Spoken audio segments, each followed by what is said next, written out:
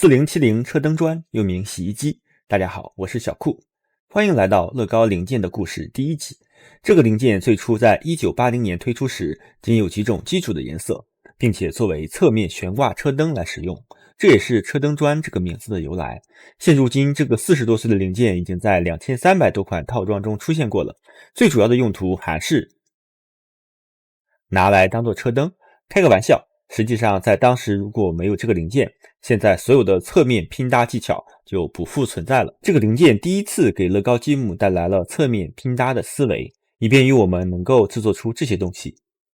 如果不作为侧面悬挂零件使用，4070这个零件最大的用处还是在于适配零件的位置，衔接砖块和板两种零件。下方的角正好是1/2板的高度，按照3板等于1砖高，5板等于2砖厚的比例，这个零件还可以这样。这3种协调砖块和板的方式，就是4070车灯砖最大的意义。在很多的 MOC 创作过程中，基于这3种原理搭配其他的零件，可以延伸出很多有趣的设计。